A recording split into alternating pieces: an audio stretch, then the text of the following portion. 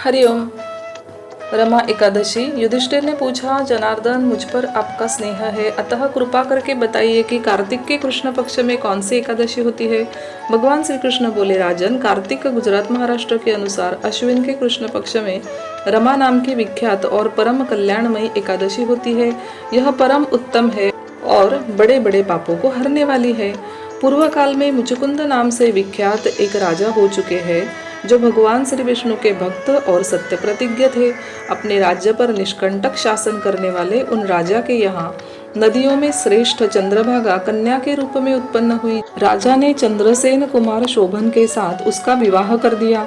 एक बार शोभन दशमी के दिन अपने ससुर के घर आए और उसी दिन समूचे नगर में पूर्ववत ढिंढोरा पिटवाया गया कि एकादशी के दिन कोई भी भोजन न करे। इसे सुनकर शोभन ने अपनी प्यारी पत्नी चंद्रभागा से कहा, प्रिय, अब मुझे इस समय क्या करना चाहिए, इसकी शिक्षा दो।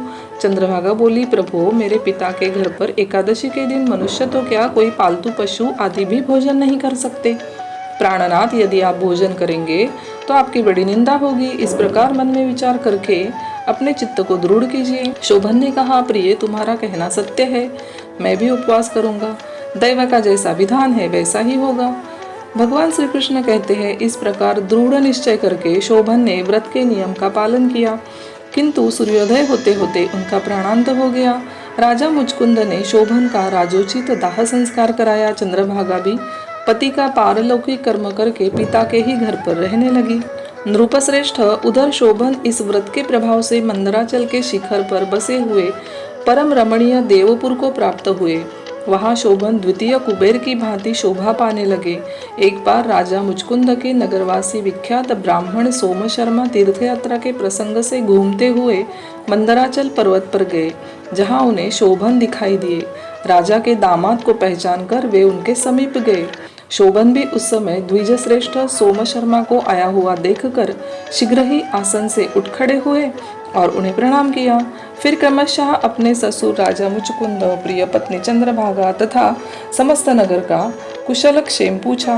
सोम शर्मा ने कहा, राजन, वहाँ सब कुशल है। आश्चर्य है, ऐसा सुंदर और विचित्र नगर तो कहीं किसी ने भी नहीं देखा होगा। बताओ तो सही, आपको इस नगर की प्राप्ति कैसे हुई। शोभन बोले, द्विजेंद्र, कार्तिक के कृष्ण पक्ष में जो रमा नाम की एकादशी होती है, उसी का व्रत करने से मुझे ऐसे नगर की प्राप्ति हुई है। ब्राह्मण, मैंने श्रद्धाहीन होकर इस उत्तम व्रत का अनुष्ठान किया था, इसलिए मैं ऐसा मानता हूँ कि यह नगर स्थायी नहीं है। आप मुचकुंद की सुंदरी कन्या चंद्रभागा से यह सारा वृत्तांत कहिएगा। शोभन की बात सुनकर ब्राह्मण मुचकुंदपुर गए और वहां चंद्रभागा के सामने उन्होंने सारा वृत्तांत कह सुनाया। सोम शर्मा बोले, शुभे, मैंने तुम्हारे पति को प्रत्यक्ष देखा। इंद्रपुरी के समान उनके दुर्धर्ष नगर का भी अवलोकन किया, किंतु वह नगर अस्थिर है, तुम इसको स्थिर बनाओ।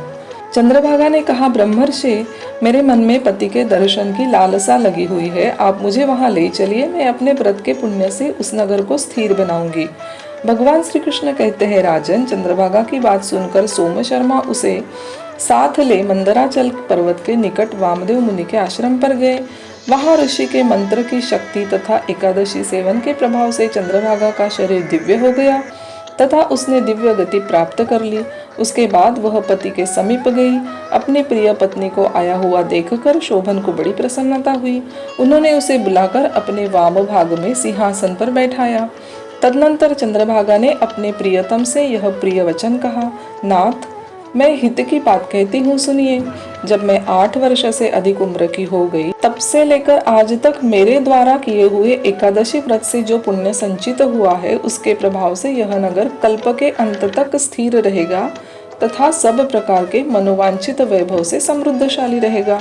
नृपश्रेष्ठ, इस प्रकार रमा व्रत के प्रभाव से चंद्रभागा दिव्य भोग, दिव्य रूप और दिव्य आभरणों से विभूषित हो अपने पति के साथ मंदराचल के शिखर पर विहार करती है।